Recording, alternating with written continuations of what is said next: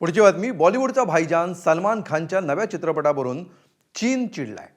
Battle of Galwan हा cinema म्हणजे चीनी घुसखोरी विरोधात मातृभूमीचं रक्षण करणाऱ्या भारताच्या वीर जवानांची शौर्यगाथा आहे. सलमानच्या सिनेमामुळे चीनचा मात्र तिळपापड होतोय. का होतोय बघूया. 15 जून 2020 सीमेपलीकडून गलवान खोऱ्यात अचानक चीनी सैनिकांच्या झुंडी भारतीय सैनिकांच्या दिशेनं धावून येताना दिसल्या. रणनीतीच्या दृष्टीनं अतिशय महत्त्वाचा पूल भारताकडून बांधला जात होता. भारतीय सीमेत होत असलेल्या या बांधकामामुळे ड्रॅगन खवळला होता. म्हणूनच चीनी सैनिक भारतीय सैनिकांवर धावून आले.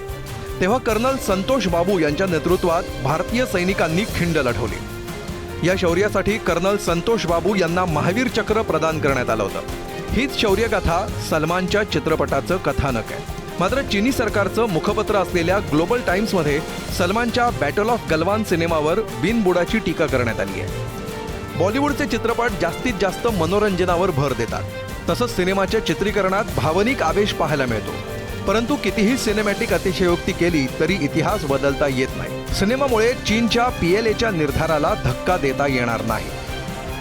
मराठीत एक म्हण आहे, चोराच्या मनात चांदणं. चीनला बॅटल ऑफ गलवान सिनेमावर अशी टिप्पणी करावी लागली, यातच सगळं काही आलं. जर सिनेमा दाखवून इतिहास बदलता येत नाही असं चीनचं म्हणणं असेल तर थापा मारून तो मुळीच बदलता येत नाही हे चीनला ठणकावून सांगायला हवं. सोमेश कोलगे, ABP माझा, दिल्ली. ABP माझा, उघडा डोळे बघा नीट.